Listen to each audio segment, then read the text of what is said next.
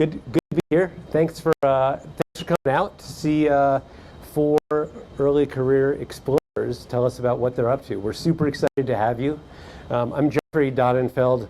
I'm treasurer of the Rocky Mountain chapter, and I've been a member of the Explorers Club since 2014 or so. And really glad to see all of you, and so glad that we can keep doing these events and keep learning about the world. I've got like 6 slides, and then we can get into our first talk. 4 talks. First of all, we want to thank Fjallraven for hosting us here. As you may or may not know, the Explorers Club is partnered with Fjallraven on a number of different things, including super cool swag and gear, lots of support, and use of some of their stores as some of our venues. We've done chapter events up in Boulder, and this is our first one in Denver. So we're really glad to be here in this super beautiful store with a giant screen. And actually, is there any way we can turn these lights off? Or turn like this light off, maybe? Yeah. Just really realizing we can barely see our awesome sponsors logo here. So much better. There we go. Awesome. There we go. So let's see. We're the Explorers Club. A quick overview. We're an international organization dedicated to advancement of field exploration and scientific inquiry. Air, sea, land, space, everywhere. We love exploring the world and the universe and finding new things. And I think you're going to learn a lot about the world tonight. Established in 1905, about 3,600 members, 33 chapters. We're the Rocky Mountain chapter here, and we cover the entire Rocky Mountain region. The Explorers Club chapters are really interesting. Some of them, like the Hong Kong chapter, is just the city of Hong Kong, just Hong Kong. And there's some that, like the Middle East chapter, that's all of the Middle East, or the Rocky Mountain chapter, that's all the Rocky Mountains. So it's really variable, and we all have our own flavor and have fun putting on events and everything. Some of our past members include Roland Amazon, Thor Heyerdahl, Jane Goodall, Jeff Bezos, James Cameron, and then more recently, 2 of our members, Alan Stern and Kelly Girardi, just went up close to space last week with Virgin Galactic. And that's a picture literally from last week. And actually, Alan Stern did a talk for the chapter up in Boulder a month or 2 ago. That was really fun. I have a quick video that goes over some famous firsts of the Explorers Club. It's 90 seconds.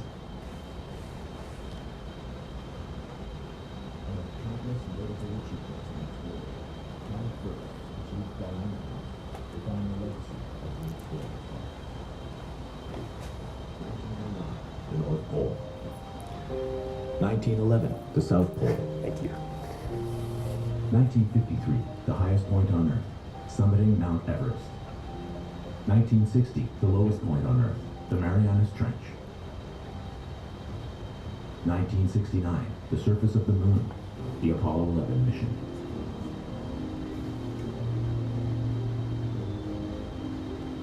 By contributing to the Famous Firsts Fund, you are supporting education outreach, grand programs, headquarters, the Lowell Thomas Building, archives, and club operations. These initiatives will help foster the next generation of explorers and future firsts. Your gift shares your belief in how vital it is to foster the spirit of exploration and will support programs critical to fulfilling our mission.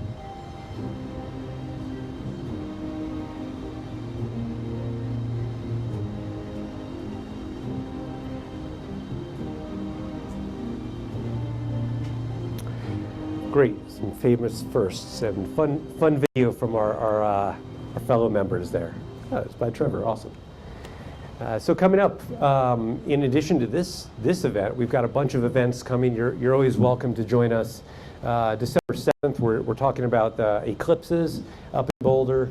We're going to be hearing from Peter Greenberg, who's a travel detective, in January. And then hopefully in February, one of our newest members, Gökçen Öztürk, who is an exploratory wreck diver, is going to be talking to us about some of his wreck diving up and down the East Coast and all over the world. I actually just had dinner with Gökçen the other day, and he's got a lot of experience, and he's going to give us an awesome talk.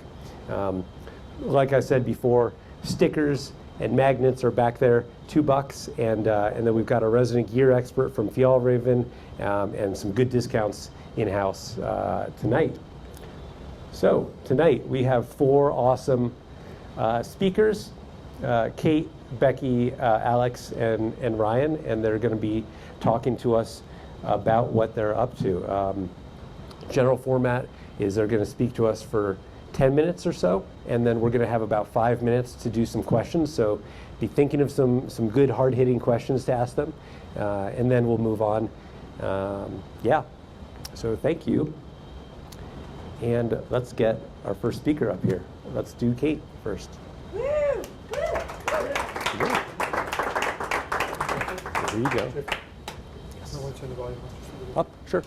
There's the clicker. The big one is forward. Yeah. And if you can, immediately clip this to yourself.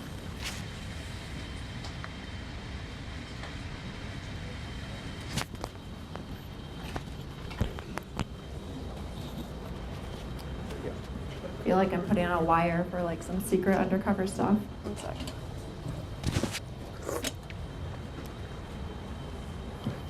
Hello, everyone. Thanks for coming out. I'm going to present to you about some of the history of women in exploration by way of starting with a family story. For my grandparents, aviation was a way of life. My grandpa was a career pilot for United Airlines, and my grandmother was a passenger agent.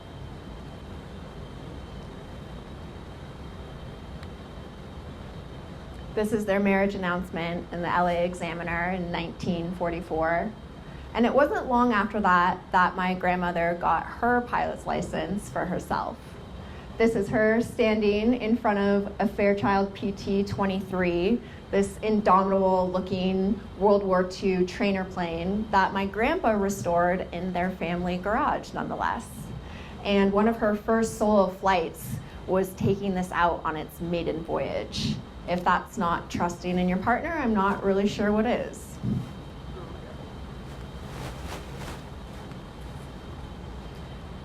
My grandma excelled at aerobatics. She was in a pilot's club called the 99s, which was founded by Amelia Earhart in 1929. This is her coming in hot.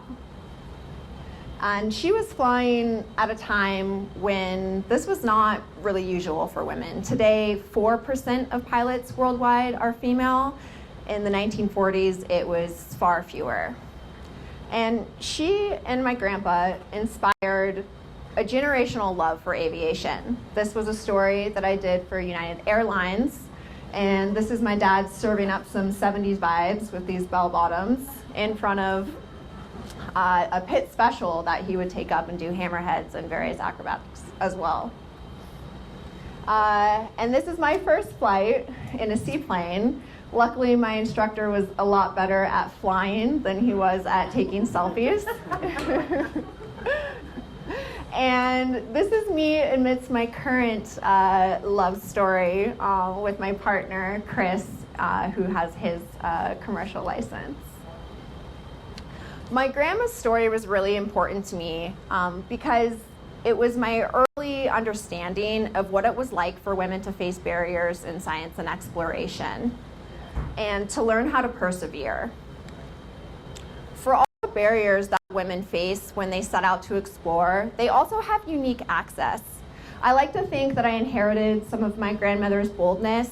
When I first started my career in investigative journalism, I was intent on war correspondence and conflict zone reporting. And when I went to Afghanistan, I was able to have access to learn about women who were starting businesses from the safety of their home by teaching each other computer skills, and also to tour schools where girls were learning in secret. Yeah. And for my interest in women in exploration, I'm very lucky to have found a mentor in Milbury Polk. This is us in her library that she's amassed herself in upstate New York, filled with thousands of books by and about women explorers throughout the centuries. And this is her book, Women of Discovery, where she's taking those stories and catapulting them into the history when they've largely been forgotten and left out. One of the many stories that she chronicles is of Bessie Coleman, known as Brave Bessie. She was the first African-American woman to receive her pilot's license in the United States and was known for all of her flying tricks. And this brings us to the specific history of women in the preeminent Explorers Club. In 1904, 50 men who were well-known in exploration got to dinner in New York and decided to start the club. And for 75 years, the club remained an all-male bastion of discovery and dissemination. So there's this really interesting dichotomy that you saw at the club, where women were allowed to lecture there, but they weren't necessarily allowed to join and be considered equals. This is Perry's, Josephine Perry, his wife, Robert Perry, was mentioned at the beginning on one of the slides. She was in the Arctic in the early 1900s, and here she is.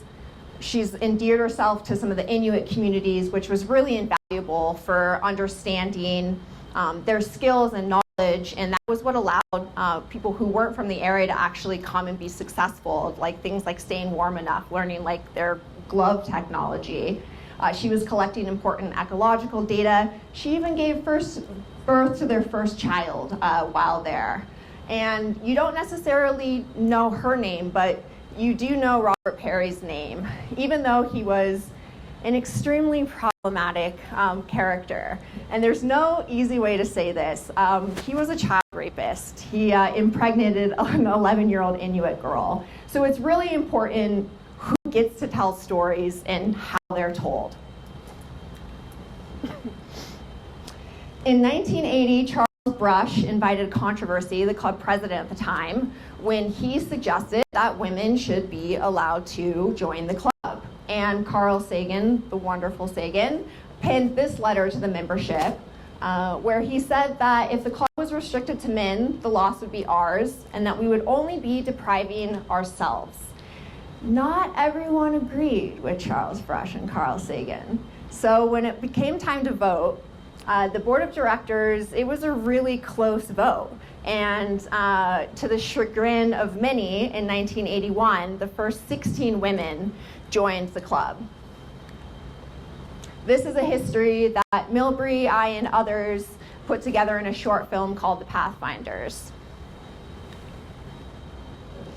One of the special moments that Milbury talks about in the film is when Marie Thorpe, who mapped the ocean floors for the first time, met world-famous oceanographer Sylvia Earle at the club, and you can see them embraced in this moment of joy. Here are two women who did so much for our understanding of the ocean, and who opened the door for countless other women to follow suit and have careers in marine science, meeting each other at the club headquarters.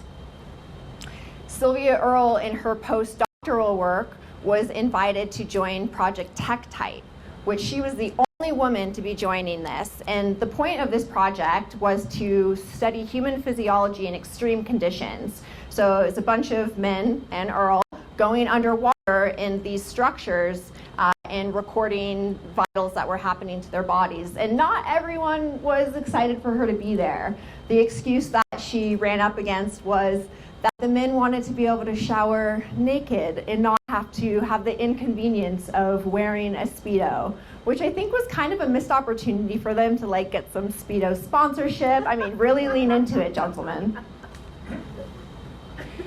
Her contributions were so meaningful that she was able to create an all-women's team that lived for weeks underwater and studied marine ecology. And this project caught the the attention of people worldwide, because this is a time when women were coming into fields of science that had previously been male-dominated in unprecedented numbers. Today, Sylvia Earle is in her 9th decade, and she has created over 130 HOPE spots, which are marine protected areas around the world.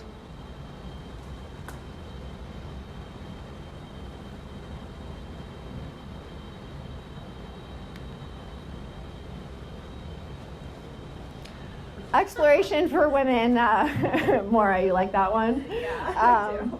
Exploration for women hasn't always been, let's say, safe. In addition to some of the discrimination, they also face threats to their livelihood, frankly, from other men.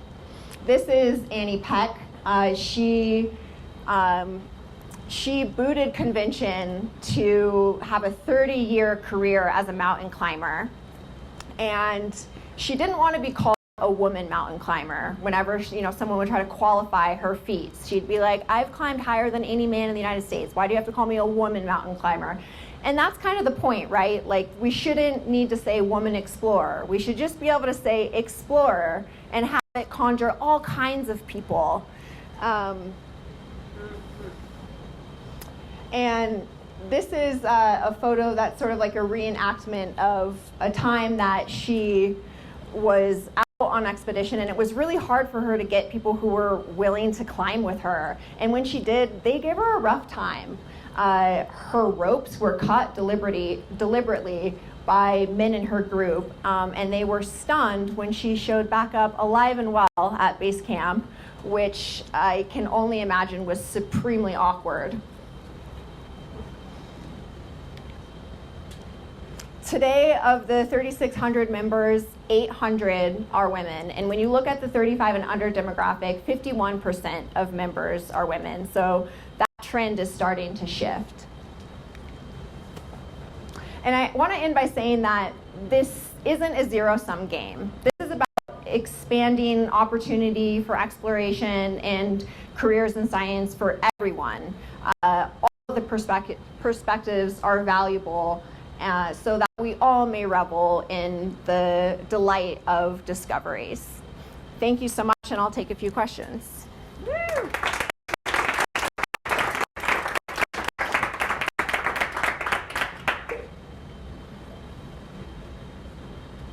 How can we learn more about the Pathfinders film or watch it? You can type into Google Pathfinders Explorers Club, and a link will come up for you. Perfect. Yeah, I hope you enjoy it. It's about 4 of the first women to join the club and some of their life histories. Awesome. Yeah. What other questions do you have for me? What what other inspirations have your grandparents kind of inspired in you? Sorry, can you repeat the question? Yeah, the question was other things my grandparents have inspired in me, besides taking risks in small planes and going places I shouldn't go. Yeah, I mean, it was really, interesting to look over. My grandma died at age 95, and to just sort of take this timeline of decade by decade and look at some of the gains that have been made, and that we're still making. In the 1940s, when she started flying, this is World War II, men are going off to war, and you have women coming into positions that they normally weren't encouraged to be in or even allowed in. And that was really a major shift in cultural norms, and that's still ongoing. Yeah. Thank you so much.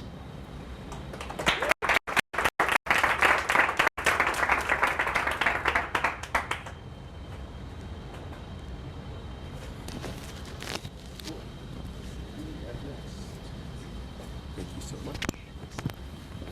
Let's see, who do we have next? We have Becky, and then Alex, and then Ryan.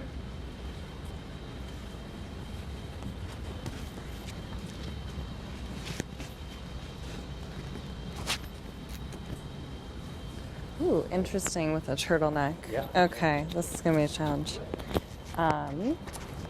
Alrighty. Is this work? Oh no, this is, and then I use this. That's for the video. Oh. For us. A lot going on here. Okay. Fabulous. All right, I got it. Awesome. Thank you, everyone, for having me here today. This is my first time here. I'm actually up in Fort Collins, and that's a little bit better, isn't it? Okay. Hi, everybody. Thank you so much for having me here today. My name is Becky. I'm a professor at Colorado State University. And I also direct a new center there called the Animal Human Policy Center. So today I'm excited to tell you a little bit about my work, mostly focused on conservation and animal welfare around the world. And so yeah, really appreciate this opportunity, and really appreciate that talk before me. You know, being a scientist and a woman, there's always barriers out there that you have to overcome. And we hope that there's not barriers in this day and age, but there definitely are. So I appreciate you highlighting that. Okay, so a couple other things that I want to say about my background. Before being at CSU most recently, I was working for the state of Colorado, and I was running a government program focused on animal protection. And so a lot of my exploring was in kind of a unique way. I was traveling around the state with law enforcement addressing cases of animal cruelty and neglect. And so happy to talk about that, but I'm going to focus on a few other things today. Social scientist by training, and so I think a lot of the work that the Explorer Club looks at is, you know, natural science, which is so important. But I'm excited to talk a little bit about my work as a social scientist. So I actually study the human side of conservation and animal issues, and I'm going to tell two stories today about what got me interested in that human side of things. So I'll start with one story from my childhood. So I grew up in Los Angeles, and I always loved animals. I always loved wildlife, exploring, but I was not, I didn't have as many experiences with wildlife as I wanted to growing up in the middle of the city, except until middle school, when I learned from my middle school science teacher that there was a group of coyotes that had moved in the areas behind my school. And this was really before the time where people were thinking that there were coyotes everywhere in every city. I know people are like, coyotes in Denver, that totally makes sense. People weren't thinking that back in the day. And so, you know, I was really excited by this in middle school, and my middle school science teacher said, you know, anyone could come after class and come and look at the coyotes with me. And so we all went down and saw where the coyote den was. He pointed out their scat and tracks. And then he pointed out a trap. And it was a trap that the school was using to trap these coyotes. And, you know, and then he pointed out to the trap and said, you know, the trap keeps breaking. I don't know why, but it keeps, you know, every time they come down here, it's not working. It's not catching coyotes. It's amazing how that happens. And, you know, I got drift of this, and I was like, oh, sorry, I am going the wrong direction. Oh no. Okay, here we go. You know, and I was like, okay, I want to help save the coyotes too. And besides just dismantling traps, what can I do? What can I do to help? And I was surprised by his response. You know, as a middle schooler, what he said was, you can do science. And basically what he said is, you know, we don't know, people don't understand anything about these coyotes. They don't know where the coyotes are going. They don't know that the coyotes are not a threat to people. And so if we get more information, if we document where they're going, and then we educate people, then people will be less scared of them. And so that's what I did. You know, I was that cool high schooler who would go before school, hike all the trails, collect coyote scat, put down these gypsum tracks, and track where all the coyotes were going. And then, you know, I had this hypothesis that, you know, if I could just document that the coyotes, they were not, you know, they were not messing with anyone's lives. They were not eating anything of concern. In fact, they were eating the pests that people didn't care about or that people didn't want in their homes. And so they were actually a benefit, then this would totally work. You know, I would show people that we should coexist with coyotes. Okay, so I went around, I documented, I made a map of where all the coyotes were going, and then I analyzed their scat. And guess what I found in their scat? Any guesses? Mice. Cats. Saw some mice. I saw some cats. What else did I see? I saw some little dogs, evidence of little dogs. I I saw a lot of evidence of people's pets. So, as a 15-year-old, I was like, oh no. This plan didn't work. What do I do now? And so I realized at that point, I was like, okay, if people are going to coexist with coyotes, we're going to have to change people. People are going to have to maybe keep their cats indoors. Maybe people are going to have to, stay close to their little dogs, not let their little dogs run around their yards when they're not being watched. People might have to change their behavior. And at that point, I was like, I don't know how to change people. So I quickly buried the results of that project, put it in a file drawer, and then I went to college to study biology. But this people question kept coming back to me. So I kept wanting to just be a biologist. Nope. It looks like we have some text missing, but that's okay. So I kept just wanting to be a biologist. I kept wanting to study animals. Like, I didn't want to have to interact with people. But it kept coming back to me, and it came back to me again in one other instance. So after college, after I had got my biology degree, I really wanted to explore the world, and I found that I could get to New Zealand, which is a place that I wanted to go and climb mountains and raft and do all these fun things. But I thought I could do, conservation work there as well. And so I got involved. I got this opportunity to work on this project called Predator-Free New Zealand. Has anyone heard of that before, Predator-Free New Zealand? I see a lot of no's. Okay, so this is a massive conservation project currently happening in New Zealand. And this project is basically trying to get rid of all the invasive mammalian predators in New Zealand. And so in New Zealand, there's actually no native mammals except for a bird and a sea lion.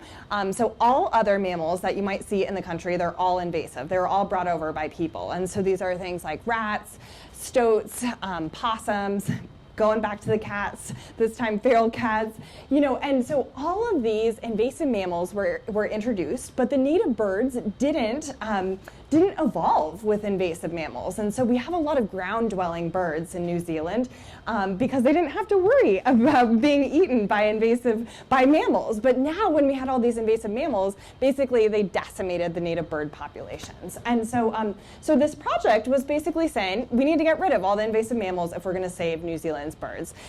So they decided they were gonna do that by putting out a bunch of poison called 1080 or warfarin. And the way they were gonna do this, and have been doing this for the past many decades, is flying out in helicopters and dropping 1080 poison all throughout the country in the rural areas. And they thought this was a win-win, because there's no native mammals. And so 1080 will kill everything that's a mammal. And so, win for everyone. Native birds saved, invasive predators gone.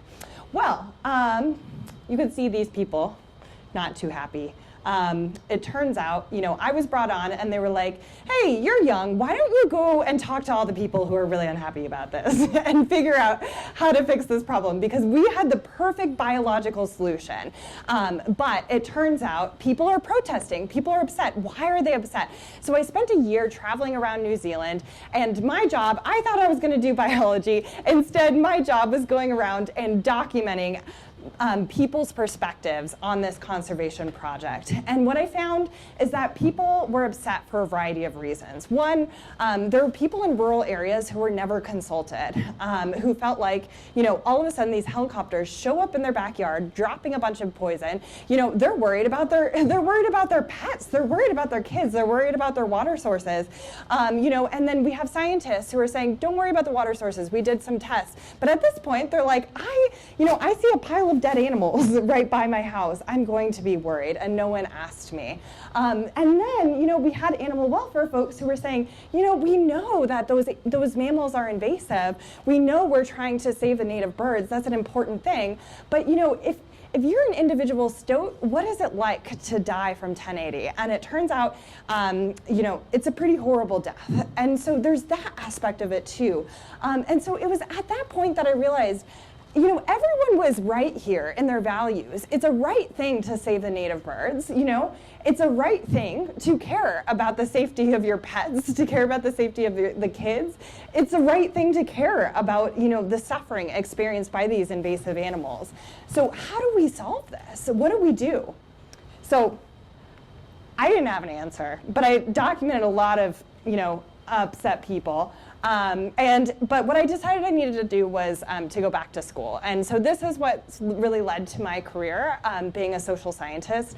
I went back, got my PhD, and I actually mostly studied social psychology and sociology. And I've been trying to spend the last decade or so trying to understand, how can we understand diverse perspectives when we're thinking about conservation programs? How do we integrate those diverse perspectives?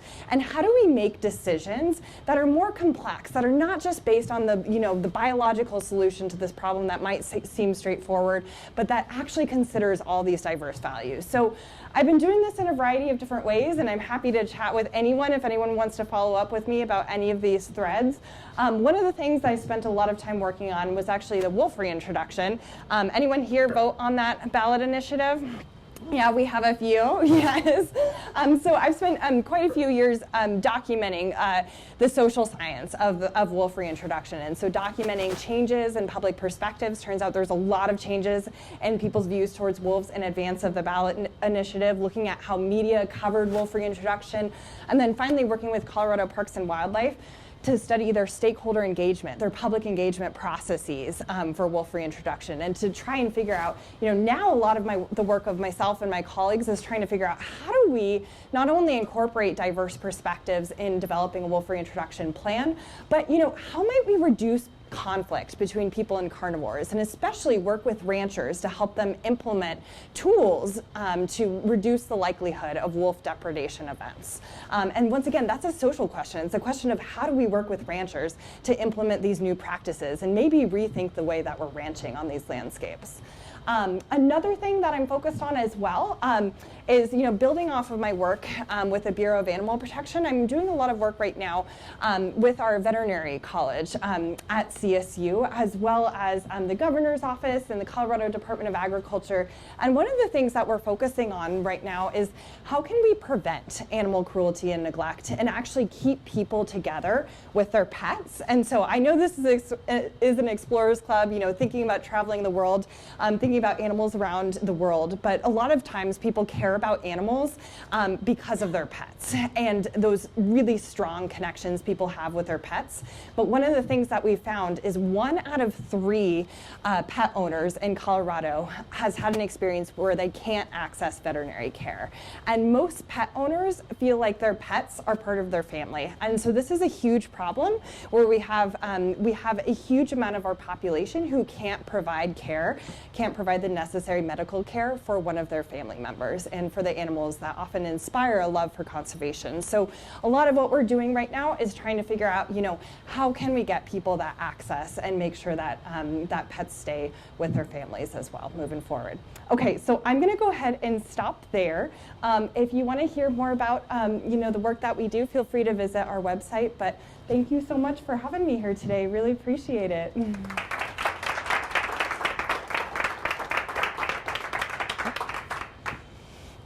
Questions? How's the wolf reintroduction go? How is it going?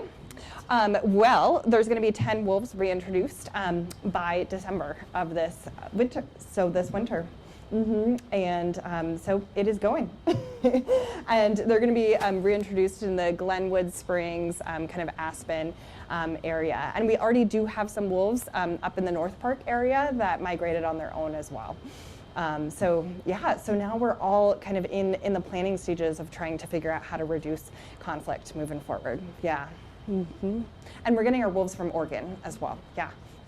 Yes. Are there plans for how to address conflict that does arise between humans and wolves in reproduction? Yeah, so there's a pretty generous Oh, yes. Are there plans for how to address conflict when it does occur between humans and wolves? Yes. So there is written into the wolf reintroduction plan, and the plan is actually publicly available if you go to Colorado Parks and Wildlife's website for wolf reintroduction. They have a pretty generous compensation package for ranchers, and so basically ranchers will have to show that any sort of depredation or dead livestock animal is a result of a wolf attack, and that you could have veterinary veterinarians or other animal experts come out and look at that, as well as Colorado Parks and Wildlife staff. And then ranchers can get compensated for the amount of that. But one of the things that we found in social research as well is we have a lot of conflict between people, a lot of really strong emotions towards wolves, and anytime anyone experiences an event like a depredation event, a lot of ranchers have really strong emotional connections to their animals, and it could be a really kind of difficult event for people to experience when they do experience depredation. So one of the things we want to focus on is, how can we prevent that from happening in the first place? And it turns out there's some tactics that are pretty good at scaring away wolves. And although it kind of depends on your ranching scenario, but even things like flattery. If you've ever been with your dog and seen one of those like weird dancing men that are used in advertisements, and if your dog has freaked out, like that's their wolf instinct, we can build on that when trying to figure out how to scare away wolves. So anything with like, weird movements, bright lights, things like that, integrating that into your ranch can be really effective, as well as increasing human presence, as well as, guard dogs as well. And so there's a lot of kind of different options that I think can be explored. Yeah. Thanks for the question. Yeah. So how did this evolve in New Zealand then? With the 1080, did they change their public education kind of efforts, or what's the current status? Good question. It's been quite a few years since I've been there, but my understanding is they have potentially, question, thank you. The question is, how have things evolved in New Zealand? Are they still using 1080? Have they changed things? I think there's been a lot more efforts, and one of the things we did at the end of my time there was actually, bring community members together with conservation scientists and try to have some conversations so that they could understand each other.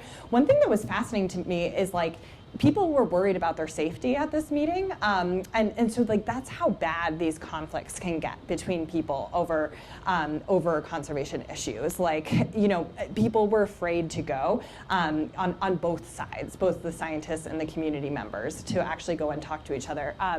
But we tried to have some meetings, but as far as I know, they're still working towards a predator-free New Zealand by 2050, and the main tactic they're still using is 1080. So. I suppose I need to go back and do some social science research there, but there's too many things to do research on, but maybe I will return one day. I do know that there's a lot of folks who are working on kind of non-lethal fertility control methods for wildlife management, and some of these are being applied, to deal with feral wild horse populations. We have a new program in Colorado to deal with horse populations, focusing on fertility control. So I think the building research around fertility control is a huge promising avenue for addressing some of these difficult conservation issues. Yeah. I'm getting a thumbs up, so I guess I need to stop. No.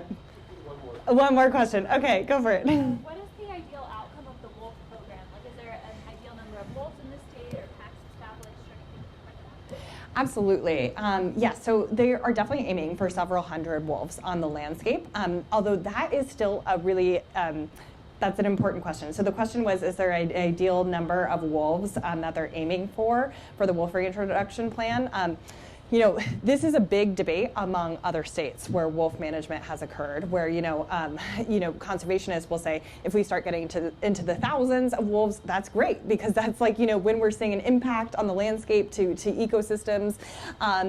But whereas sometimes folks who are opposed to wolf reintroduction will say, hey, you started off your management plan saying that there's only going to be a few hundred, so if we start multiplying, then that's when we should jump in and do hunting of wolves. And so I think there's going to be some conversations probably in many years at that point, once those initial goals are reached on what to do. And so my hope is that social science will be incorporated into that, so we can bring in some diverse voices to try to figure that out. Yeah, thanks for the question. Okay. Great. Thanks all.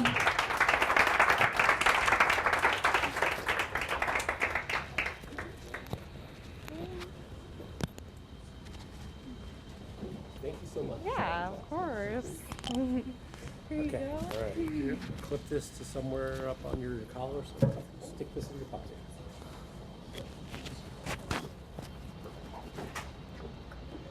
Big one, big button goes forward. How do I go back? Is there any way to go back? Oh, yeah. Yeah, Okay. the bottom Cool. one goes back. All right. This is going to be kind of a change of topic, but I'm Alex Fjallraven. I'm a senior over at East High School on Colfax, and I kind of just want to talk about what I did over the last 2 summers. So 2 summers ago, I got an Explorers Club grant to go to Malta. If you can see, it's on the map right here, tiny island. A lot of people think it's part of Italy. It's not. But I got a grant to come and do a new archaeological dig. It was the inaugural year. And so I did that 2 summers ago and last summer, and it was pretty interesting. So I kind of want to share sort of what we found. So just a little bit of history of Malta, because it is super interesting. This is all of the people, being a tiny island in the middle of the Mediterranean, it's obviously going to have a lot of people trying to basically conquer it. So here's kind of a list through 6,000 years of who has kind of been in control and lived on Malta. But the really only period that I was studying was the Romans and a little bit before. So even though, such a complex history, unfortunately there was just not enough time to kind of go into all of it. Now, if you read about Malta, or if you know anything, archaeologically it is famous for this Neolithic civilization. They built these massive, massive structures, much older than Stonehenge, much larger, much older than the pyramids. Super impressive, but no one actually really knows about them. So I kind of like to always mention it, because it is pretty interesting how there's something really pretty big and pretty impressive, but almost never talked about. So here's just a little more. It's like this is one of the earliest pieces of art, they say, ever found, and they have this cool underground thing, but that's not what I was working on. So what I was working on was here. It's called the Domus Romana, or for anyone who took a little bit of high school Latin, Roman house. So we believe it was created sometime in the 1st century BC on the site of a Carthaginian and a Punic, basically a site that had been inhabited for thousands and thousands of years, even before the Romans. A long time ago, they found this kind of famous mosaic. It's now a symbol in Malta because it's very well preserved. So here is kind of a layout of the site. This is from our archaeological kind of summary. And the place I'm really going to be talking about, because it is a massive area, but I was working over in Area 3, if you can see it. It's right behind kind of the area that had already been excavated, and it was sort of the new area. So pretty much, I thought going into it that it was going to be a lot more Indiana Jones and a lot more like toothbrush, kind of like, sifting away things. It is not, unfortunately. It was a lot more manual labor and pickaxe and shovel and 100-degree heat than I thought it would be. But again, super interesting. Early on found this is all just like pottery fragments and bone fragments, all just sort of random stuff, and you can see in the background it's kind of on a hill overlooking a lot of Malta, you can see in the back. So basically in the first year, so this is 2 years ago, this is what our site looked like. Basically there was this rubble retaining wall that no one really knows how old it is, and behind it is the area of the site that had already been excavated. Now, the site was first excavated in 1921. So for a while, it was kind of just alone, because they thought they had found everything that they needed to find. And so they really covered a lot of it up. And of course, when the British came in as their style, they built a road right through the middle of the site and kind of disrupted everything. With some of the new Maltese government initiatives, they wanted to see what else in the land near the site could be found. So that was kind of our job. So from the first summer, I wanted to share some finds. These were sort of interesting because it talks more about how like that long history of civilization in Malta. So here are 3 different finds. This is Stone Age pottery. So this is from about 2000, 3000 BC. That is Punic pottery, so from about 800 BC, and that is a piece of a British colonial pipe. These were all found maybe within 3 feet of each other, meaning that when you're trying to locate or determine the date of a site, it's very difficult when you have 5,000 years of artifacts really right next to each other. One thing we did find very early on is this cistern. So we were digging, and whereas everywhere else in the site we were kind of hitting bedrock, there was this one area where we kind of just kept going deeper and deeper and deeper down until we kind of carved out this very ancient cistern. We believe this to be around 2,000 to 3,000 years old, basically just for collecting rainwater, but super fun. And if you can see, there are these kind of footholds on both sides. They're down here and down here. And so if you want to go down into it, basically what you do is you would prop yourself up, on both sides and kind of Spider-Man your way down. And as the only one limber enough on the site to do it, that's where I spent a lot of my summer, in that 3x4 hole, which, if you think it's hot, in the sun, it's so much worse down there. But part of what I did there was that we wanted to see, because the area had been excavated before. This is them standing by that rubble wall. But the thing is they found stuff. As you can see, they're posing with it. Of course, they were able to dig in full wool suits. But they had found everything, except they didn't write anything down, they didn't save anything, and they just buried it all up. No one knows what happened to it, where exactly it is. But the goal was sort of basically just to kind of re-find what they found so long ago. So one of the things I was doing is, when one of the directors handed me this photo, was, okay, well, is there anything we can use to kind of orient ourselves? So looking at it for a long time, I kind of felt like, if you know the Indiana Jones scene where he puts the medallion on like the top of the thing in the sun, anyways, you can find in the 100-year-old photo and today a couple of stones that are the same. Of course, the wall kind of changed a little bit as a result of time, but some of it was the same. So I sort of began the process of orienting, where they were and where we were digging. And going forwards, there were two main photos, and you could actually stitch them together, which was super interesting, just a little bit of Google Docs work. But you can actually fit them together and sort of get a panorama of the site. But what I found was that when you are looking at these, you can see this kind of formation. I circle it in the top. It's three large blocks on top of each other, and everything that they were found and posing by is to the left of those three blocks. Now you look to where we were digging, those three blocks, and we're digging to the right of it. So, it's no wonder that all through there we were hitting bedrock, only bedrock. And so I wanted to share this because I thought, we were not digging in the right place. There's my third Indiana Jones reference. But of course, if you're a PhD and a professor or a graduate student, the one thing you love, during your summers is coming out and having your authority questioned by a high schooler. So, but I did present this to them, and, sort of reluctantly, they were like, "You are right."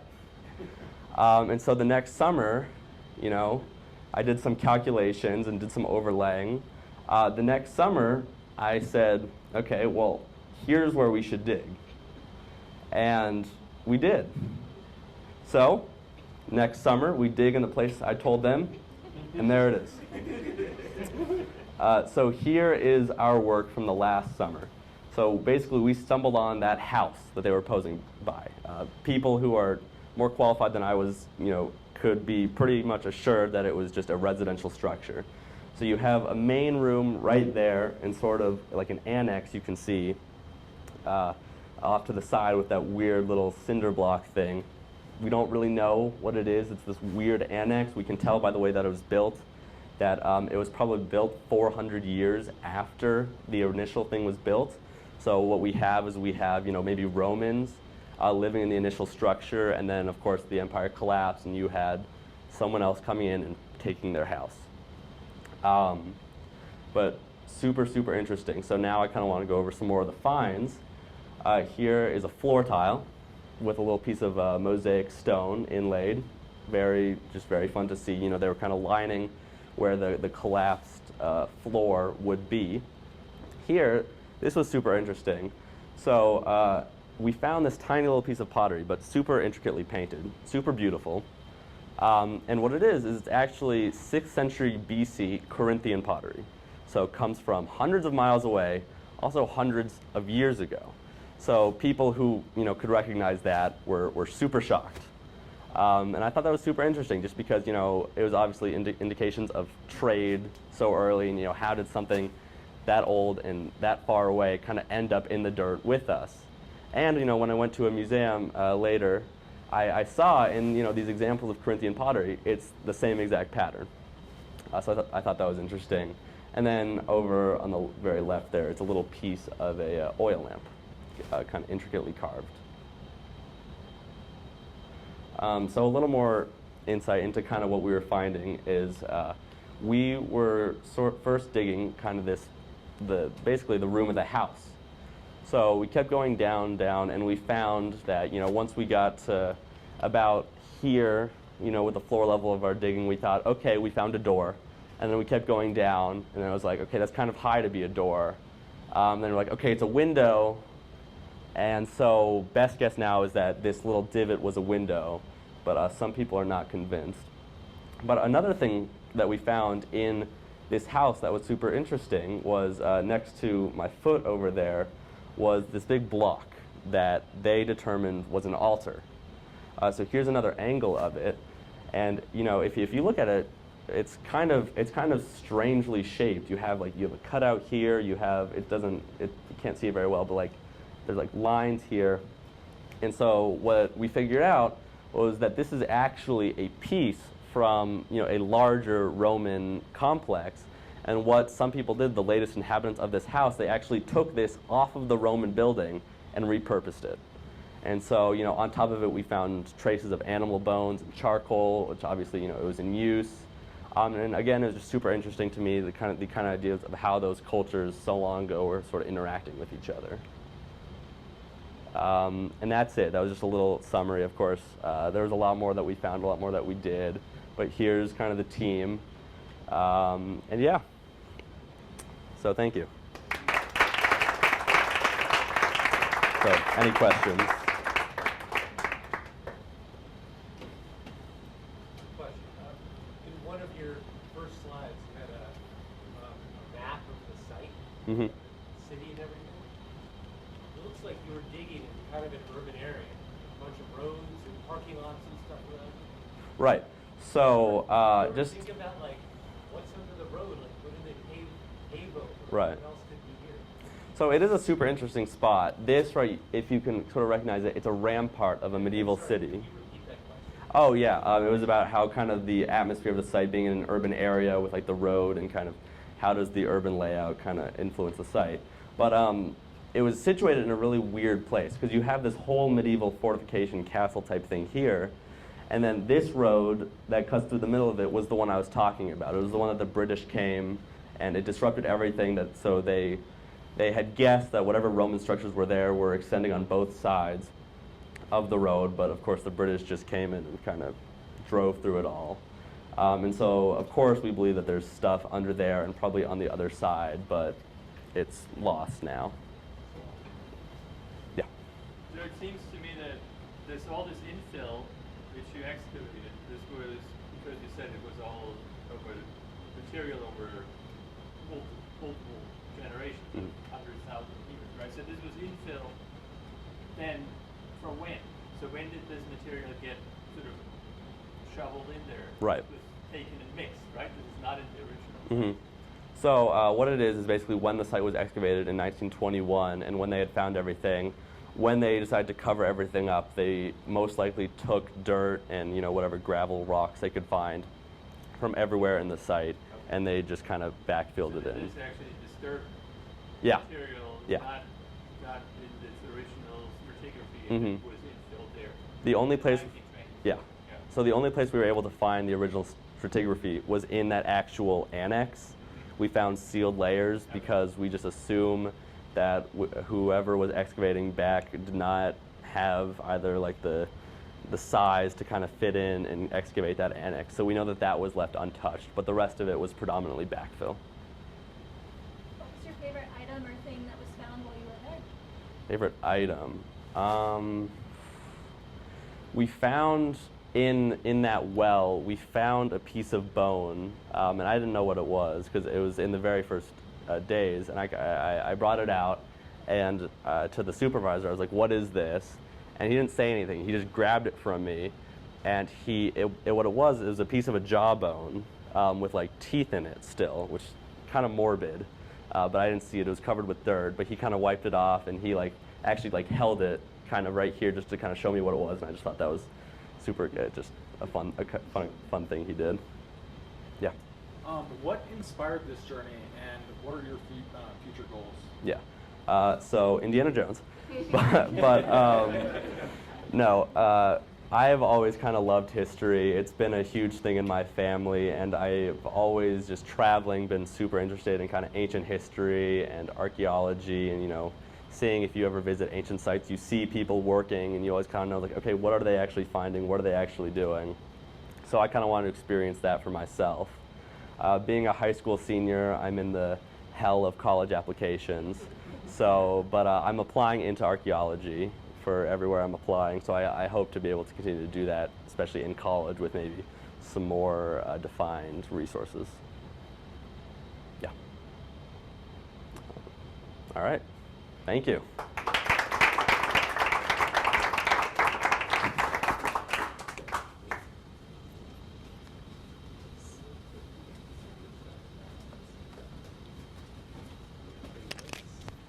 That's awesome. Was anyone on your team doing radiocarbon dating?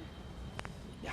Yeah. Yeah, so that's how we got, especially with the charcoal Yeah. and stuff. I'm a professor at Mines, and I specialize in Yeah. radiocarbon dating. So We had no idea how expensive it was, so Yeah. finding the stuff and trying to preserve it was actually a real nightmare. You have to put it in tin foil and you don't actually have to do that. It's kind of voodoo, but we can talk about that later. All right. Q&A, just remember to repeat the questions Yeah. for the video. Yeah, no problem. And this is forward. Big buttons forward and little button on the bottom is back. So now I'm going to tell you about the archaeology. You get the review. Yay. Cool. Wowee. Stuff. Okay. Here we go. All right. Hello, everybody. So excited to be here, and thanks for inviting me to talk to you a bit about the work that I do in West Antarctica. So what you're looking at here is a drill camp out on the West Antarctic ice sheet, whose mission was to use this big crane here and all of these big containers to use a glorified fire hose filled with really hot water to melt through over 1 kilometer of ice into the West Antarctic ice sheet. And our goal in doing this was to explore a body of water that exists at the base of this ice sheet that we didn't know how long it had been there. We didn't know how deep it would be. We didn't know if anything would be living there. But we had about 50 scientists who were really interested in getting to the bottom of those answers. So I am a geologist, and I think a lot about what glaciers and ice sheets were doing before we started watching, and the ways that can inform us about where we're heading with respect to global climate change. And I think my favorite thing about this new age of Antarctic research is that we're no longer in the age of exploration like Amundsen was. We're in the age of scientific discovery. And the best thing about my job is that I get to collaborate with a whole lot of really cool people. So this is a group of 45 people who lived out on the ice sheet in tents for a couple weeks, got really smelly together, ate some pretty gross food, and didn't sleep a whole lot. But we learned a lot about the Earth system and what it can teach us about the world around us and how it's changed before we got here. So this is work that's part of a big project called the Subglacial Antarctic Lake Scientific Access Project, or SALSA. I think in order to get something funded by the federal government and do work in Antarctica, it actually has to have a funny acronym. And I also run a research group called the Rates and Dates Group at Colorado School of Mines. So that's our cute little logo there in the corner. And I'll have my email address all over this thing, so if you have any questions after this or just want to like come to Mines and hear about what we do, you're free to email me and come visit. So there's a lot of jargon when we talk about ice sheets and earth science, so I just want to give you a brief primer about some of the things that I'm going to talk about. That image is not supposed to look like this. So when I talk about ice sheets, I am talking about ice that sits on land. When ice sheets melt, they contribute to sea level. That's the part of Antarctica and Greenland that we're worried about in current conditions and what will happen in the future. As ice transitions from sitting on land to floating on the ocean, that floating part is called an ice shelf. And ice shelves are already part of the sea level budget, so we're not super worried about them with respect to sea level rise. I'll say the word subglacial lake and grounding line. Grounding line is just that point that separates ice sheet from ice shelf and subglacial world from ocean world. And when I talk about subglacial lakes, I'm talking about lakes that exist under an ice sheet. There are about 750 of them underneath Antarctica. They're filled with completely fresh water. Some of them have been there for millions of years. Some of them are filled with biological, microbiological life, and they're really, really cool analogs to what life on other planets could be like. So Antarctica is important to understand because there's about 5 or 6 meters of sea level equivalent ice held up in West Antarctica and about 52 meters of sea level equivalent ice in East Antarctica. And as we face challenges related to global climate change, we will see loss of pieces of the Antarctic ice sheet, and that will drastically change the way we operate our daily lives and live along coasts. We're really worried about West Antarctica and what will happen to it in the coming decades to centuries. And part of that is because the base of that ice sheet rests on rock that is below sea level. So all of these blue things that you're seeing here would be shallow seaways if there wasn't an ice sheet covering that part of the continent. As we warm our ocean, we're putting that warm water in closer contact with the vulnerable parts of the ice sheet and allowing it to be easier and easier to lose mass from this big block of ice at our South Pole. And when ice melts, it impacts where we live and how we interact with coastlines. No matter if we continue business as normal or if we cut our emissions to limit warming to below 1.5 degrees Celsius. All of the areas in blue on this map around the United States will be impacted by flooding associated with sea level rise. And if we continue acting the way that we do, burning fossil fuels and emitting a whole lot of greenhouse gases, our flooding outcomes will become worse.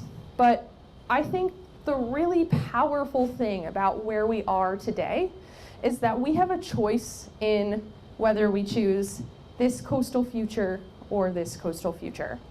And everything we do, from the way we travel around the world to the food we eat, has an impact on that outcome. And the companies that we choose to support have an impact on that outcome. So my group and my research really focuses a lot on the subglacial environment and learning about what glaciers and ice sheets did before we started watching by using dirt and rocks that are underneath hundreds to thousands of meters of ice. And I think that the clues of the past that are hidden beneath ice sheets can really help us understand where we're heading and the likelihood that we'll recover from really extreme scenarios. So to carry out this type of work, it typically includes a whole lot of people, like I said earlier, traveling to really, really remote locations in really strange airplanes. So this is an LC-130 equipped with skis. And we took this airplane from McMurdo Station in Antarctica, which is the largest US base on the continent, in this big airplane filled with all of these people and a whole lot of gear. And we just went to one of the most remote places you can ever go. And we had a nice little camping trip. This is a picture of what our camping trip looked like on a not very sunny day. I think one of my favorite things about doing field work in Antarctica is that not a whole lot changes when you're out on the ice sheet, but the thing that does change is the sky. It's the only marker of change. We don't, the sun doesn't set on us because we're there in the summertime, but clouds and storms roll in, and sometimes it makes it really hard to tell the difference between the snow you're walking on and the sky you're walking into. So this is a picture of camp at full capacity. We had, people always like to hear about where we go to the bathroom, so I'll tell you about that. That little block out there is a outhouse covering a big hole through an ice sheet, and that's where we went to the bathroom. There were a few of those throughout camp because there were a lot of us. And we all tried to sleep in these as much as we could. One thing I never really appreciated is how hot you can possibly be in a place that never really gets above freezing. So we drilled through just over a kilometer of ice into this lake. This lake fills and drains over a period of a few years. And when we went to this lake, which is called Mercer Subglacial Lake, it had just ended a period of 5 years of filling and entered its draining phase. So that means we were experiencing this lake and the samples that came out of it after they had accumulated a whole lot of chemistry and life over a period of 5 years before we got there. This lake today is 150 kilometers away from the ocean. But what we were really interested in understanding was the last time the ocean was in this area. And my work on this project really focused and relied on accessing the lake, retrieving samples from the lake, and developing and refining ways that we could date the last time that this lake saw the ocean. The other type of work that I do in the subglacial environment involves pulling up rocks. So this is a picture of a bedrock core from beneath an ice sheet. And when we think about rocks from beneath the ice sheet, we don't think about the last time that they saw the ocean. We think about the last time they saw the sky. Because the cosmic reactions that are happening up in our atmosphere can leave their mark on rocks that are sometimes exposed and sometimes covered by ice. And what we're finding with this work, drilling through ice sheets and exploring subglacial lakes like this little one I have on this cartoon here, is that in the recent past, large-scale retreat, like we're observing in some parts of West Antarctica today with satellites and ground-based observations, happened about 6,000 years before we started watching. Now, why 6,000 years ago? Why does that matter? I think the really cool thing about this is that nothing was really different about our climate system about 6,000 years ago. So the fact that we had this large-scale retreat and this large-scale change in the Antarctic ice sheet when climate conditions were pretty similar as they are today means two things. It means maybe parts of West Antarctica are actually more sensitive than we actually appreciate. They can move and change and be impacted by very small changes in our environment that we're not really considering when we model what will happen in the future. But the thing that I like to think about more than that sensitivity, I should tell you, this is really important because it's what we're seeing today over here in this part of West Antarctica, in the Amundsen Sea embayment. If you read the news and if you pay attention to Antarctic science in the Rolling Stone or in the New York Times, you may have heard this area referred to as the Doomsday Glacier. I don't particularly subscribe to doomerism language like that, but that part of Antarctica is experiencing some of the most change we've ever seen in our observational history. but it's very similar to what we observed about 6,000 years ago. And the piece that I think is really cool about this is that the ice sheet recovered.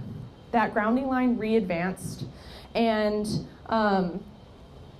it really shows that while ice sheets are dynamic and sensitive and impacted by a whole lot of factors that we don't quite understand yet, they're also resilient.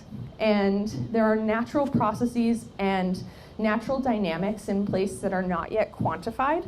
And I think understanding how we can make that switch from large-scale retreat and large-scale ice mass loss to this regrowth and stasis or stability is a really hopeful place to pay attention to in climate science today. We don't know the answer to why yet. We know that it's probably some combination of how ice sheets interact with the land beneath them, internal dynamics of the ice sheet, and things going on in our climate system that we don't yet understand. But these are the types of problems that people in my research group who are back here are going to tackle. So we're the Rates and Dates group at Colorado School of Mines. We're tackling big questions about what glaciers and ice sheets were doing and how they behaved before we started watching. And I think this work is really cool, and I hope my crew thinks this work is really cool. I want to just share a little bit about what doing this type of work is like as a real person before I let you all ask me questions. So I think some of the obvious challenges of work in Antarctica are getting really sleepy because you stay up all night drilling holes through ice sheets, being really cold, so wearing a lot of really cool gear. Getting really dirty. So this is a picture of myself and an ice driller after about 4 weeks in the field, and finally we took our hats off and realized we were looking really disgusting. And sometimes, even though it's really cold, it can feel really nice to take a little bath in the snow. We have a lot of fun when we do this type of work.